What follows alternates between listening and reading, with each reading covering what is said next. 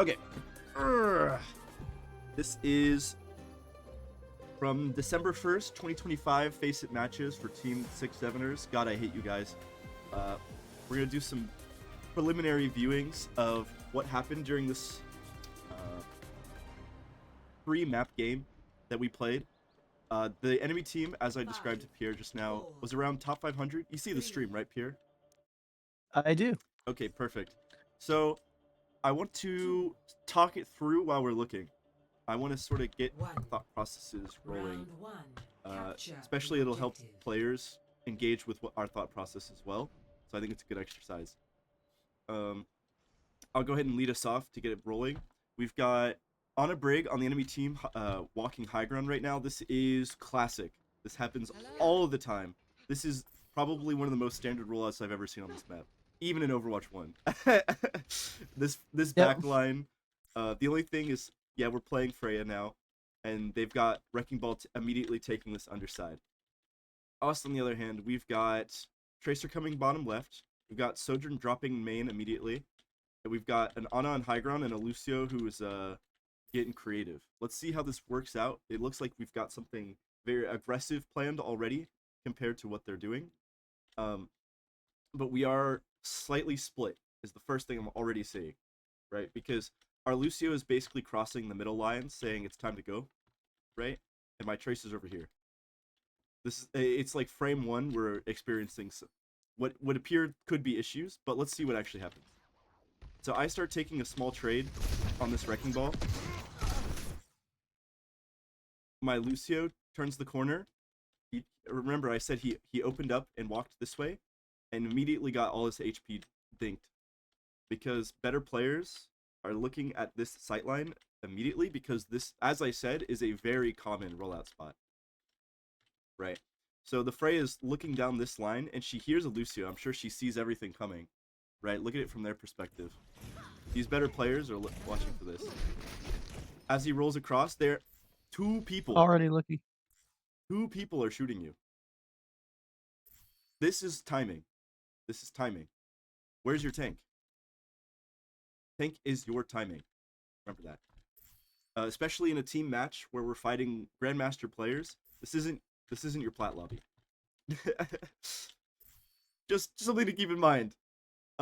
In general, against better players, you need more patience, because the plays that work don't work to the same way. So you actually have to. It's also, Yep. yeah, it's just a valuable skill as a support player. I've been learning this because I'm now playing a lot of support.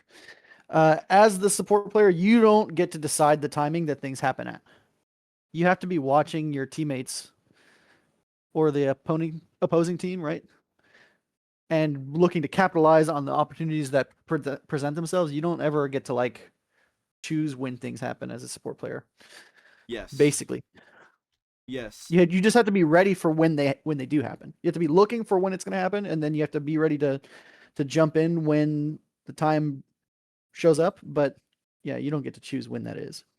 Perfect. So we can press it forward a little bit here if we wanted, but honestly, off that alone, I could probably capitalize an entire concept review, because this is what I've been wanting to talk about for a while, which is it's how I would characterize space in this game, right? As a sort of spectrum of safety that mean different things.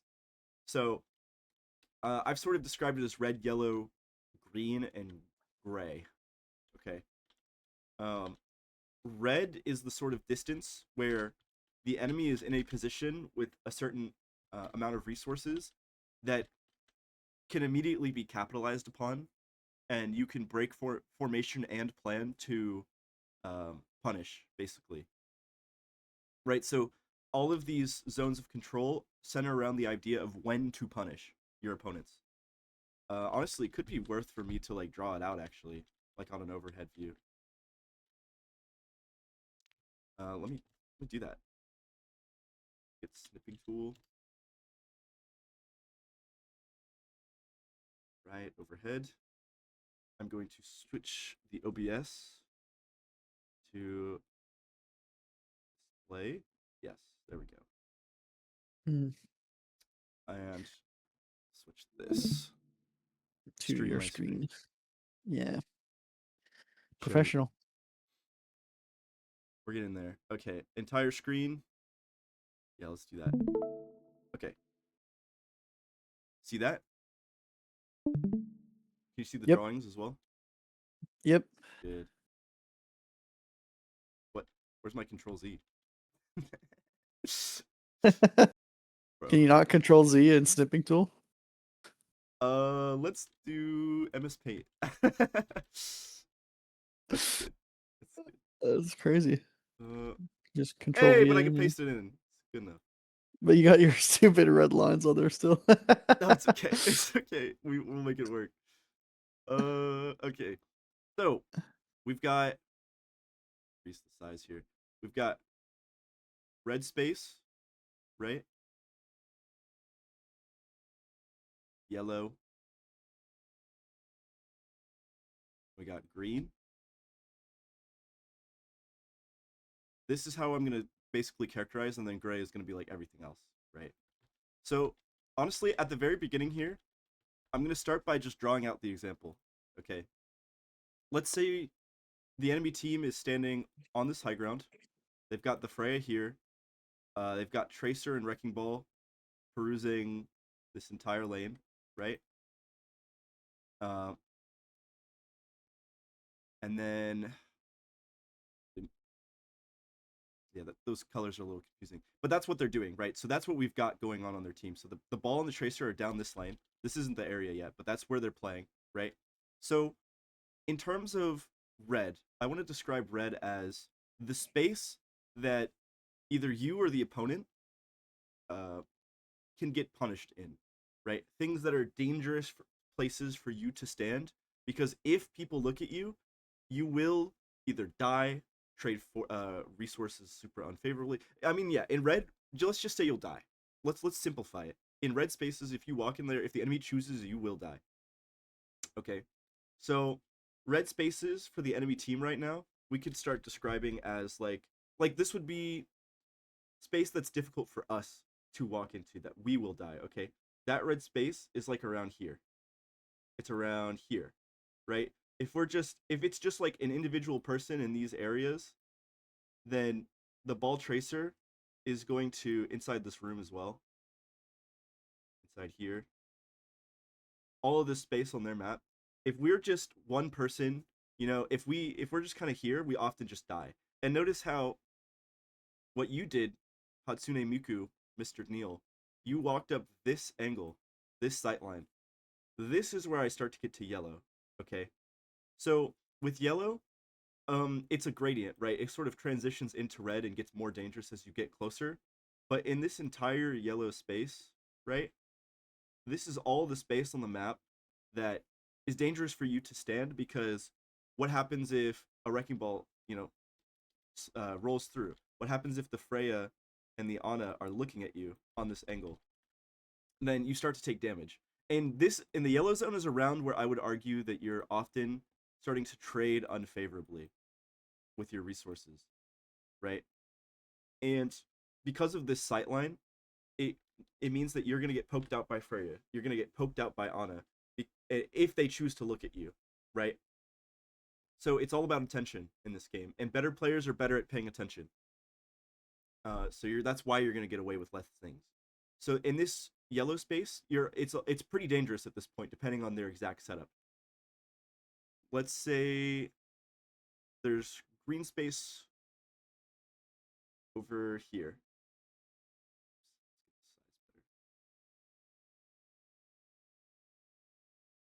All this is sort of like green space. I mean, maybe it's a little more like, you know, around here. Very early on, right? This is space that they realistically cannot push you. Um, they can't really push you. Oh, yeah, they can't really push you at all. And if they do, like, they have to deal with all these corners and the angles that your team has, right? It's safer spots for you to be where you know that the enemy cannot push you, and sometimes it's extremely valuable position. Because if the enemy team just wants to run you down 24/7, If you see them running you down actively, then you walk back into the position that's favorable. Then if they chase you over that line, they've made a mistake, right? So utilizing the safe space is incredibly important to playing the long game, because what happens if the enemy doesn't step over the line? What happens if they don't chase you, right? Then you have the opportunity to take things a lot slower, and you will have to find your advantage elsewhere. But when you're in this yellow zone, you get poked out, right? They have the opportunity to force you out of that position. They can push you out of here by just simply shooting you, right? And then in the red zones, they can just push you if you're here. They can straight up just do whatever they want and usually just push you. So like it's the Poke-Dive-Brawl sort of mentality, sort of circling back with different explanations. Like We for can example, simplify the colors again. So like red is if you stand there, you're gonna die, and yeah, yellow is if you stand there, you're gonna get shot at, and green is if you stand there and get shot at, you can easily hide. yeah, yep. That's very decent, very good way to put it. That's why we put Arba here. Thank you. So just take a second to sort of soak that in, and as you can imagine, the way that it's described can sort of be inverted on the other end too. So space that's dangerous for you is often extremely safe for the enemy. Um, and so you're sort of thinking about how dangerous is my position versus how dangerous is their position is a big part of analyzing and mitigating risk in this game. Mm, The best players do the safest things that are the hardest to deal with on average. yes. This is one of the reasons why playing tank is so frustrating or punishing, is because it's your job to contest the space that is safe for the other team. You know? Yeah. Like yeah. Yeah, and so there's so many things that shift because this is all what we've described in the moment. But like let's say Hatsune Miku found a rollout. Here, let me get it better. He found like this rollout on this high ground that no one's ever seen before, and then he comes down this way and does like a triple headshot uh boop into like off the high ground, and then me as Winston, I jump in from this angle. Look, we're in their red space, but what happened? We did things that because what you did was novel. In this scenario, you actually justified this space up here as basically completely safe because they didn't shoot you. That's tangibly what happened, right? And because they didn't shoot you, you just had a free engagement into their. You were completely green, and you made their red space. You made their green space. You made their green space red because you traversed all that distance, right? And so there's ways to cheat and sort of do things that aren't expected that create opportunities that weren't there before. Another example is if you wanted to go super aggressive on this high ground as Lucio. Let's say the Winston on our team takes this duel with this wrecking ball and he decides to himself, you know what, I actually don't care about fighting this wrecking ball right here. I'd actually rather just immediately look to contest the people who are outputting the most on my team and preventing you from walking up, right?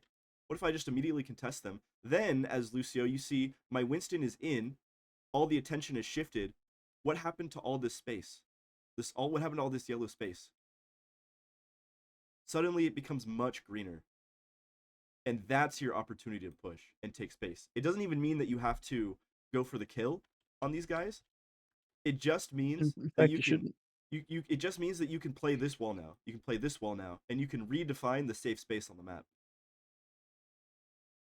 And then once you're with me, once I as Winston have my Lucio making sure they don't push into my space, right? I can heal. I can get my Ana heals. I can get my Lucio heals. We can boop them and disrupt them. Once we get all our cooldowns back, then we just push if we want to. We don't even have to. Because guess what? Objective's right here. And maybe we hold this space, right? And then maybe when the ball's over here, I just play Crouching Tiger, Hidden Dragon. And then the moment they try to push, I kill them. But if they never push, guess what? The ball is stuck in my red zone. And even though ball trades resources very slowly, if he's trading bad and I'm not trading at all, then I'm slowly winning the fight, even against a wrecking ball, the highest sustained tank in the game, right? Especially my tracer goes to chase, my sojourn goes to chase. We hit a sleep dart on him, we finish him off, right? Whereas I'm patiently holding space that's profitable. That's one option, right? So that's ways that you can start thinking about this whole space game in a way that is fluid. And the more you can describe and think about these positions, the more in the moment you will be able to realize when the rules are broken.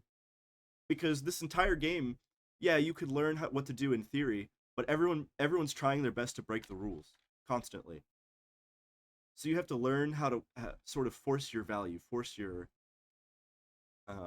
attention, utilize resources across the board in your team environment to your advantage, and that takes a lot of recognizing like the very specifics, the minutia of the detail. Anything you'd like to add here?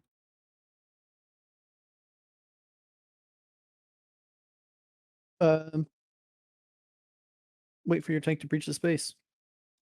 Is the simplest Don't way. wait for your tank to breach the space. Look for your tank to breach the space Green, so that you can what be are you there as doing, soon as Green? possible. We're recording a VOD review. You're VOD Nice. reviewing? Yeah. Fire. So yeah, instead of breaching the space yourself on your own timing, look for your tank to do it and be there with him as soon as possible. Yeah, that's the cheat code in a majority of situations. Yep. Like in this instance, if Lucio is with Winston in the bottom, then that's pretty good. Yeah. I was taking this duel with this ball and I was like, well, I have no one helping me here. So I need to like leave or else I'm gonna lose all my armor. Yeah. Whereas if you were here with me, you'd boop him out. And then I could hold this And even space a just the little little bit longer. of heals, the damage mitigation from the armor plus the little bit of heals on top, It does matter. yes, you're gonna get so much more value out of that armor, and like you'll just push ball out, like unless he does something crazy. Yeah. And another thing is in order to threaten space like this, um let's take a look at our team, the rest of our team, because we talked a lot about Lucio as well. We have our Sojourn on low ground here.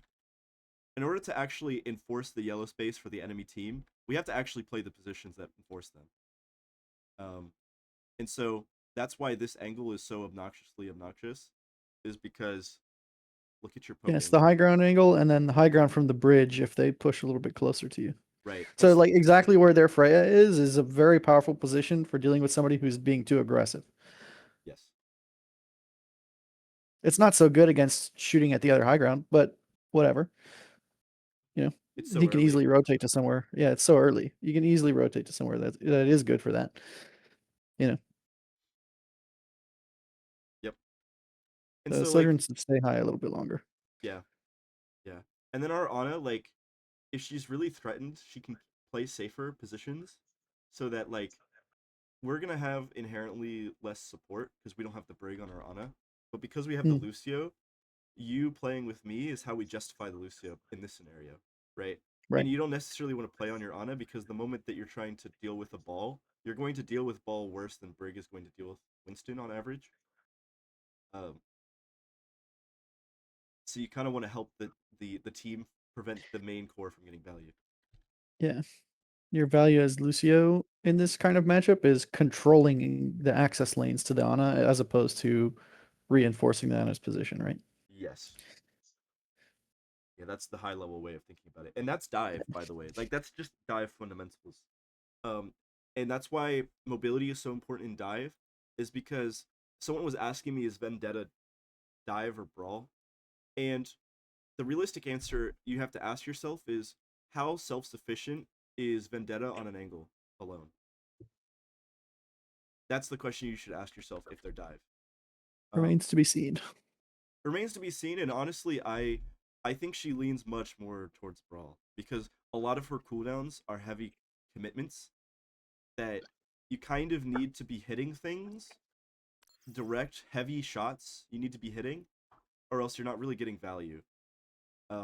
So whereas a tracer Yeah. can play slowly and whittle you down on that angle with less resources, um, unless Yeah. you're just full committing to force her out of that position. But once she full commits, she's really vulnerable. So that's the sort of general gist. Now, like I said before, everything is hybrid. So Vendetta might be divier relative to a Widow, right? She can take map space and hold it and not get punished. So, just it's all relative. Anyways, that's a bit of a side tangent, but it's still useful. So yes, this map space and what is safe, well, is always changing. And another way to think about it is if you sort of invert it, like if you're this team, right? Imagine we are the ones setting up this wide angle. Imagine we've got all these things that are really hard to deal with that we've set up. If you see the enemy tank, like if I'm Winston, right, and I'm trying to go for like a normal engage to like take the soft space and not go for a hard engage and that so on and so forth. If I see their tank actively feeding, actively going into the red zone, actively trading resources, the time might be now for me to hold a yellow position, right? I might just bubble off main while we deal with this guy who's like trolling, and then I play to like punish, right? My entire game plan of doing this doesn't actually need to happen always, right? Fluidity and realizing how the map space is played, like, is so crucial to what's happening. And you're always going to have a plan, and that plan is always going to probably be derailed by some rule being broken. So just add more rules. Forehead. Yeah. And once you follow those rules, like you'll see, oh, this tank is not following the rule right now. Instead of Tracer, pushing to take an angle, I'm going to turn back, right? I'm gonna double back onto this guy, and I'm just gonna pepper him slowly as my supports, and we're all taking this three pronged attack. And me as Winston, I'm like, okay, we're dealing with this guy. Just don't let him walk up. That's all. Maybe bubble the one angle he gets healed from. And that's how dive really squeezes people and takes map positioning.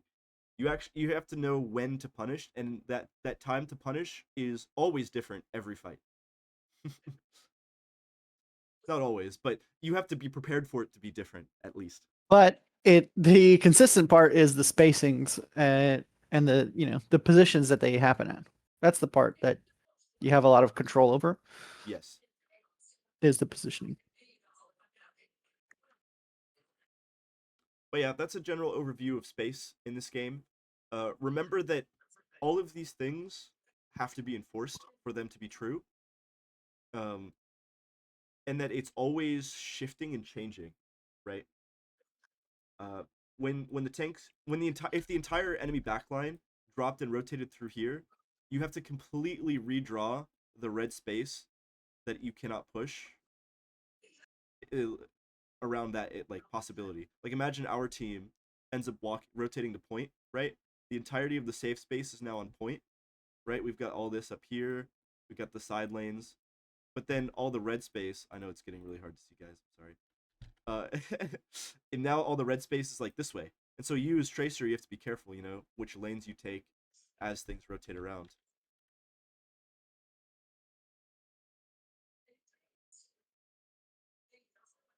And then you've got the World War One no man's land.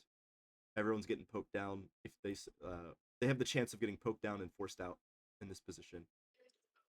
Yeah. And then green is space that gray is generally the space that no one controls, by the way. And this is typically where flanks can open up. This is kind of late to be introducing it, but yes, gray is the space that typically no one is controlling in any sort of regard. The moment a tracer takes that angle, it starts to enforce some space, right? Like maybe a tracer on this angle alone starts to enforce like some yellow space over here where she can poke people down. And then like if a single support comes this way, she can always kill them because she has all her resources to like go to a pack and then go back onto her and cut her off from her team, right? this is where flankers really can define map space. You can literally look at positions and start drawing the zones of control off of one person. It's pretty interesting, right? Let's do it a couple times then. Yeah. Okay. Let's Get take a some. get a couple more spots from the VOD and yeah, draw it out. Yep, that sounds great. Sounds great.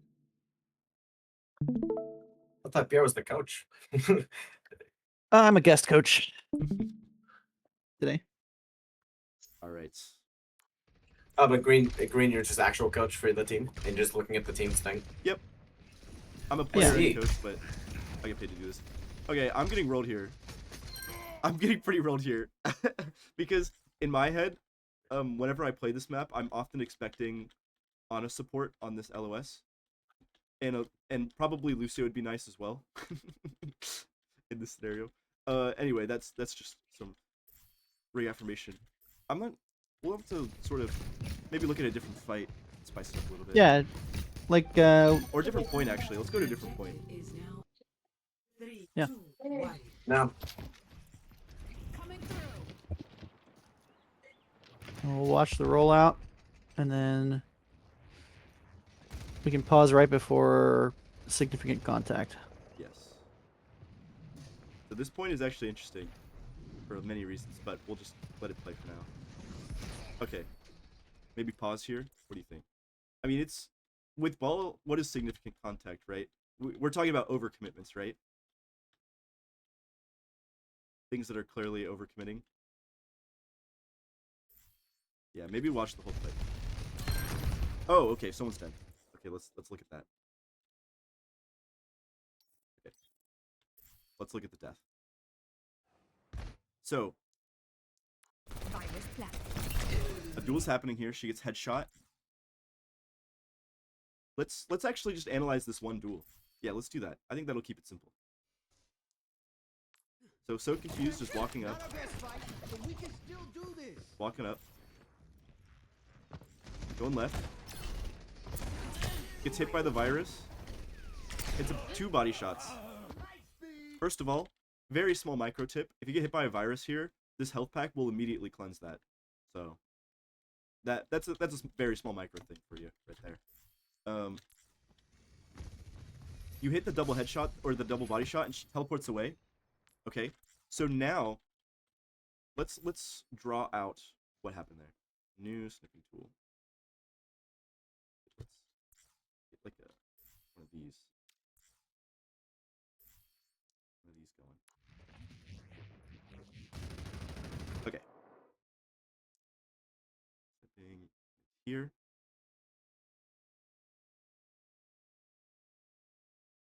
Copy. And what? Yes, and I'll put it in the paint. Goodbye. Okay. So now I have to stream it back again. That's okay. Entire stream. Yes. Couldn't you just share full screen? I probably could, but You are now, so that'll that'll do. work. Yeah. Okay. Let's go brush yellow. Red. Red is kill zone. Take it from the audience. Where's the kill zone for either character? So let's do it from perspective of so Cass? confused. Yeah. Yeah, so green will be safe for us and Yes. dangerous for us. What is Will be safe? red. So safe for us is this in this mini room. We have a mini room, Yeah. and then right behind us is a doorway to our teammates. Yes. Well, in the mini room with cover. Yes. Yeah. And then what is the Well, yeah. From our definition before, can we easily hide if we get shot in the mini room? yes. Yeah. So green. Good Okay, enough. green. And then what is the yellow space that we're enforcing? Definitely this open space between the two characters without any cover. If you go there, It's all sightline based, then right? yeah, it's all sightline based. So there's a mini pack right here as well. Yeah. So that's like one angle you could take. You could technically slightly change your angle to be like this way as well, but you're not playing close to the door in this scenario. So it's this general area, and then What's the red danger zone? If you go into that mini room where Sombra is. Yeah.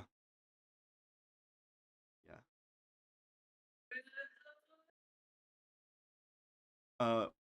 Yeah. Especially with her brig and ball right behind her. This is the actually well. So the red is like danger for you. So if the yellow is danger for you as well, then actually this whole space is danger for you, right? Yeah. Yeah. This I whole would agree. this whole space is danger. So we'll slightly correct that, right? So in terms of safety to you, I think we mixed up whose was whose for a second there. It's my fault. Um, yeah, this is more dangerous to you because look, the Sombra can actually she can translocate up Now top she in has. this high ground if she wants, which is for currently like mostly gray space, right? Because of our comp, just in general, but in this duel as well, you can't do anything about that, um, and actually that also makes this slightly yellow. But walking out is kind of dangerous because you don't know where this ball is. You don't know where most of the things on the enemy team are, which actually contributes to the danger of the space. Because if you walk out and for some reason ball was doing a crazy overhead slam to on frame one slam this spot, he would die. He would die, right? Right. And I've seen it and I felt it. It does happen. Yep. And even if the ball is just sitting here, he can just always react. That's an idea. As you scout, you will turn more space from like you should assume probably that space is going to be red. Yeah. If you have no knowledge of what's going to be there, right? Yeah. And then as you scout around, you safely look from where you can be without getting shot and dying. And then you'll slowly go, okay, there's nobody there. So I think this space is yellow. Then you'll start to breach that space and you'll go, oh, okay, actually nobody's here. Yeah, I'm good to go and I can claim this space as my own. Or, oh, wait, somebody is here. Let me go back to where I was safe.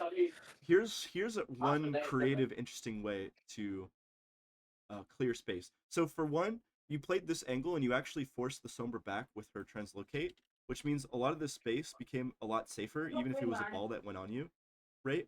Mhm. And so what you could have done if you really wanted is you could step out, get get a wide POV of what's happening on the map, right? You could see everything basically, or a lot of things, especially if your team is main, because they will have a different angle.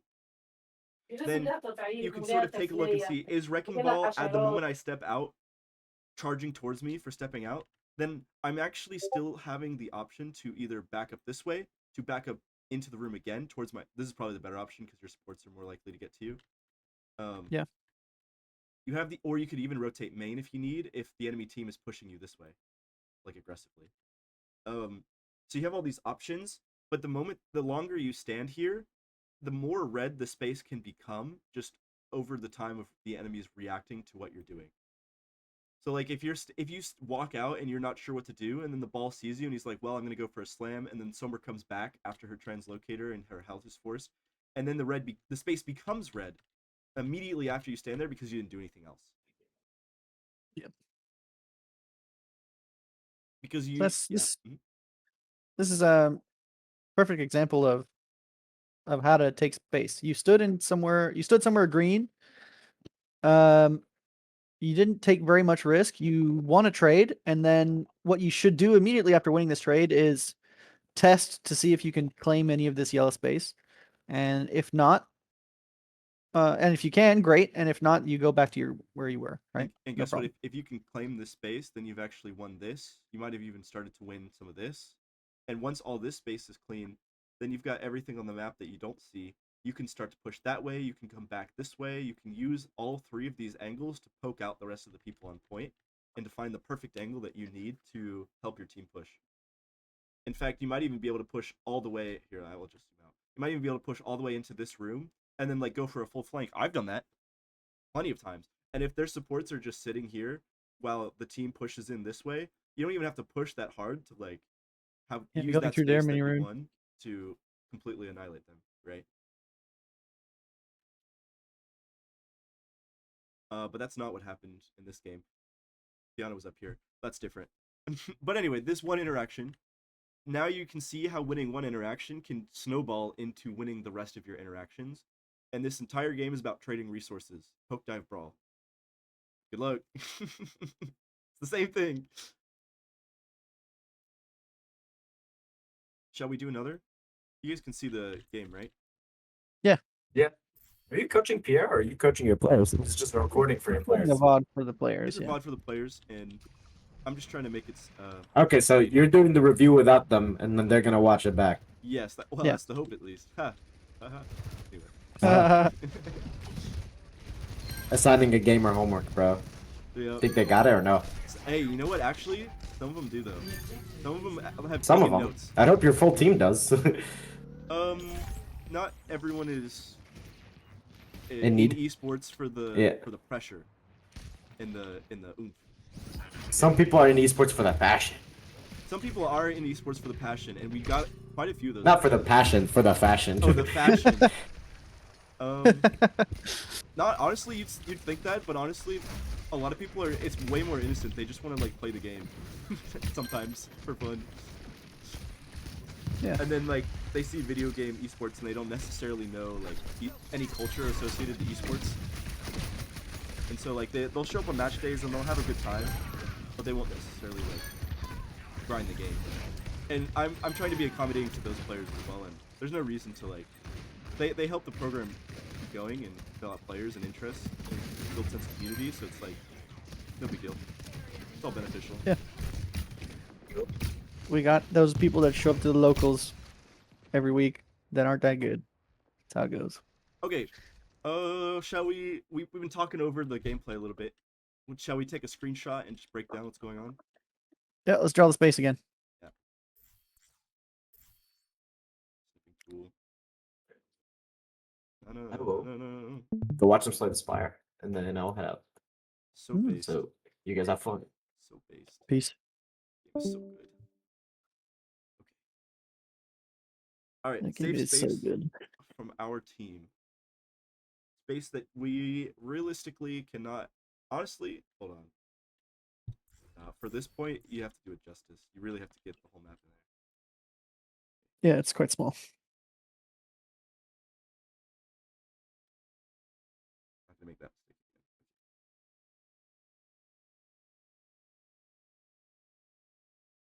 again. That's our options. Let's go back. Zoom up. Guys, I love MS Paint. Okay? Okay. Safe space for us, generally speaking, is going to be what kind? So we're playing a brawlier comp, right? So let's start adding the Poke-Dive-Brawl. We have a dynamic here that's pretty drastic, so it can help us define the space as well. So it's sort of a brawlier comp versus a quote unquote divier comp, right? Ugh. I'll just go ahead and start with the Captain Obvious here, which is this sort of mega space or this mini space, and like all of this is very safe currently. Everything that has cover, right? And honestly speaking, given actually their Freya's right here, technically speaking, this space is really safe as well. It's really safe.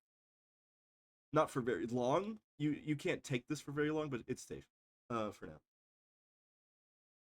And then the dangerous space, I would actually say, well, starts to engage itself around here, especially because of this Ana. This Ana is probably the best positioned player on their entire team right now, objectively. Yeah, ready to throw a nade through the little doorway and smoke all of you. Yes. And that's why I didn't actually make all of mini room yellow, or sorry, green, is because her LOS into here, she can throw nades and splash you like here. She can splash you all the way over here. The only place that's like really safe is like maybe here in that room. Yeah, the back half of it, yeah. But she does have a shorter angle from this main side. She can still sort of harass this, especially if she goes wide. She can kind of do like something like this. But this shallow angle is actually kind of weak from her position. The Freya has the option to go over the roof at any point, so she sort of lightly threatens all this space right here with but the biggest thing that's like making their whole position not as scary right now is where the ball is. He's not really, if he was right here, this base would be much closer to red. I wouldn't say it's entirely red because you still have to force resources, but it's so much more dangerous. And all of this base becomes basically red instantly if the wrecking ball controls anything, right? So if you imagine the wrecking ball coming here, then like Ana with this sightline, Freya with the sightline main or over top roof. And if you're over here, suddenly this becomes very dangerous. And even like the ball, we don't really control this high ground still. So like if they really really wanted, they could have Tracer come under. They could have their Freya come to this angle. They could have their Ana set up here, and they could take all of these 5 angles and just spray us down. And then once they have all those angles, they go for a slam and we die, right? So typically speaking, that's why Dive likes map space. That's why Dive has mobility, is because they can set up those wider angles safer. So our options as the Brawl comp are to do what? What's our response to that game plan? Take it from maybe Pierre, if you'd like. Sorry, I was reading an email. Oh, no worries. What's up?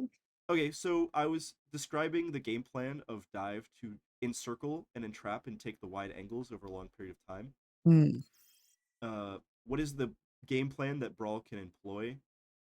There's a couple of different like schemas to think about, right? Different ways you could go about dealing with that. And we actually did one of them earlier with So Confused with the Sombra.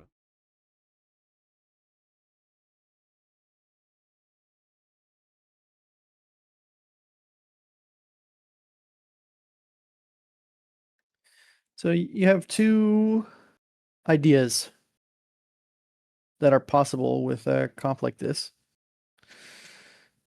One, that's a Ramatra underneath the cast, by the way.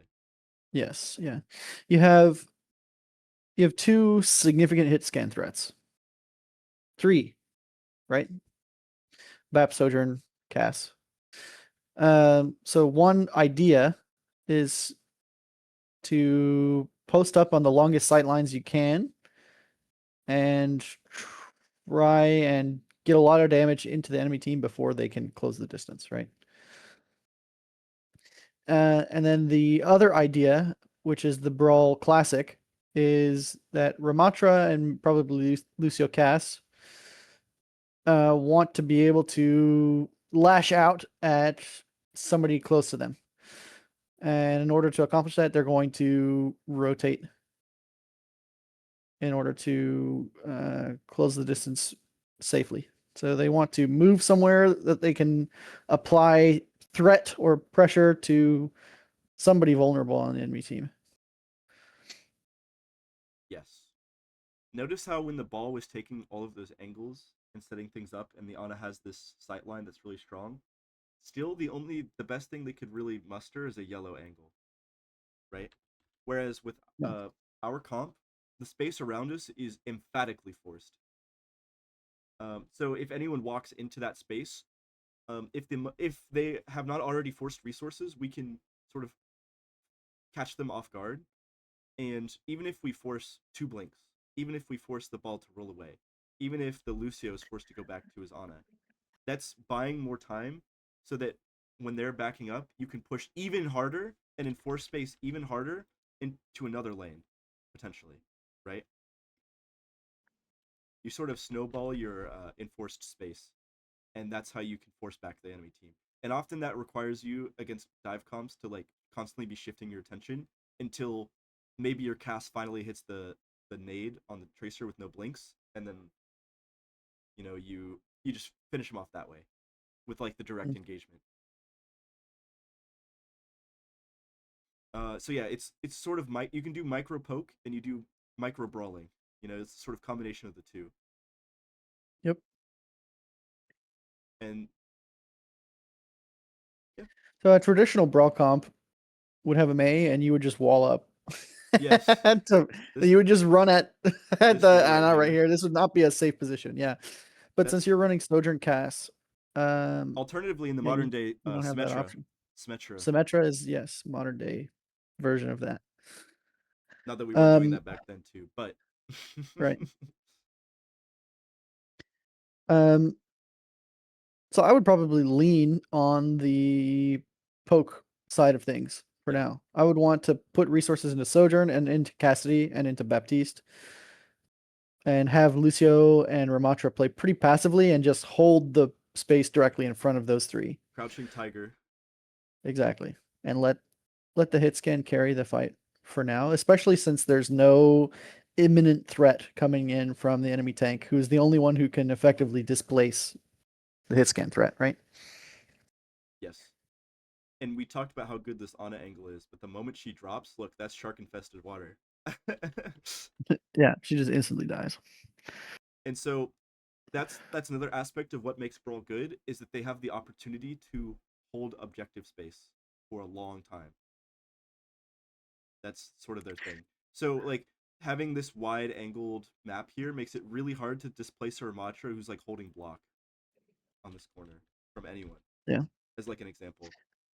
And the other thing that you could do is peek that sightline that Ana has with Ram and try and force some attention there up close, and then try and sneak your Lucio up to the high ground for a boop while that's happening. Yeah. Because she's playing close to the edge, right? So if Lucio And that's if the Lucio cheating can we get into talked that about. yeah, if Lucio can get into that lane where the name shrub is, if Lucio gets there, that side lane, then he can easily take high ground and go for a boot play from behind, you know? And if we're extremely funny, we can like throw a slow or something behind them so that they walk up to the edge and then the Lucio comes with the boop at the same time. Mm-hmm. Or our Baptiste is ready to throw an immo on this play because we know it's dangerous. So even if they know the Mm-hmm. Lucio's coming and he gets stuck twice by Freya, perhaps he gets an immortality and just lives, and then we get the boop anyway and snowball the fight off that. Brawl is often about finding these cheeky little plays to squeeze out victories that should not exist. Yeah.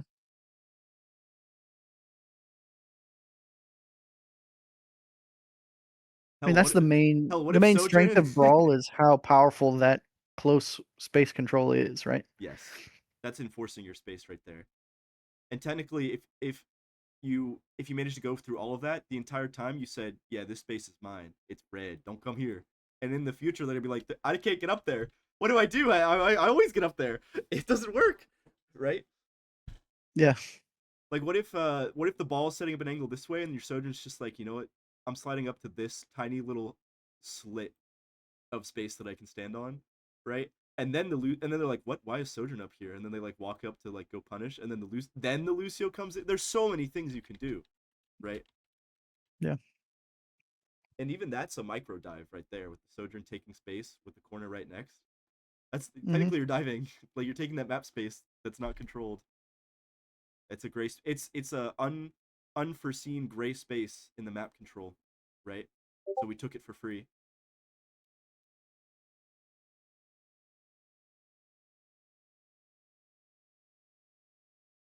I feel like this has been very useful. I've been sitting on this concept for a while, and I'm glad to be able to get it out and describe it now. I hope it's very useful for the players. And So honestly, yeah, I was going to say you have some heuristics here, right? So like if you're not a tank, you should not be in red space ever, right? yeah. If you're a DPS player, then it's okay to contest yellow space briefly, Well, but you technically, better as have the a good tank, you're read. not in red space. Technically, you're in a shallower yellow, because your resources will be forced but slower. You're not likely to die Yes. though. Yes. Yeah. Yeah. But But yes, nobody other than the tank has any excuse ever to be in a red zone. You know, like you yeah, messed up. Um, the tank might do it as an ultimate play or something, right? yeah. But still, it's not good practice, And if you right? want to do it, as just do it mid fight. Yeah, Yeah. Do not as it. the opening action. Yes. Doing things as the opening action gets you a lot more attention than otherwise, right? It's all an attention game. Oh, and then the next heuristic: stand in the green space and shoot at the yellow space. And if you trade favorably, then take more yellow space as your own. Turn it green. Yes. So stand where it's safe. Look for angles on the side that lets you shoot people and trade favorably. Yep. As soon as you get some damage out, then you can start looking to encroach on the map. Take more space for yourself. And by doing that over and over again, you'll slowly suffocate the enemy team until they have nothing left. Poke-Dive-Brawl is like it's like something you continuously engage in, right? It's like a 3-step process that you're constantly shifting between. You poke them, you dive the map space, and then can you brawl them? Then go back to poking. And then you poke them on the new corner. If they back up, you take the map space. Is there nowhere else for them to back up to? You brawl them. Right. Yeah. It's a cycle. Yeah. My players, they're gonna have a field day with this one. They're like, Poke-Dive-Brawl is a cult. I don't, because I keep mentioning it so often. But I think it's very useful. So, other than that, I think if we keep going, it'll be more than an hour, which I think is breaching the TikTok attention span. I say that as someone who has one. So, yeah, thanks for watching. If you guys have any questions, feel free to ask and reach out. I would recommend looking at some of these fights yourself and trying to determine map space like this, either for the team or for yourself, right? Where can I, as Sojourn, set up to enforce the most yellow space that matters? Is a question you could ask yourself. Where as Baptiste can I set up that I can heal all these targets and sustain them on their angles while still enforcing my own yellow space, like my own, poke value, that sort of thing? Or when are we going for an engagement? If we are finally going for that engagement, what cooldowns do I need to commit? Which cooldowns do I need to have saved? Right? All these questions can sort of dictate how things play out. And it's something that you won't get right in the beginning, but it will take lots of time for you to incorporate. And really, this is where the game is played. At the end of the day, it's arguments about where the line is drawn, right? And that will always be changing. It's one of the most complicated things you could ever set your minds to understand, period. And don't feel bad that it might be a little unintuitive, but there are basic rules that you can start to follow that will make a difference. You only have to start worrying about the small details as your players that you're facing also become better and they start to understand those rules, right? Then you break rules.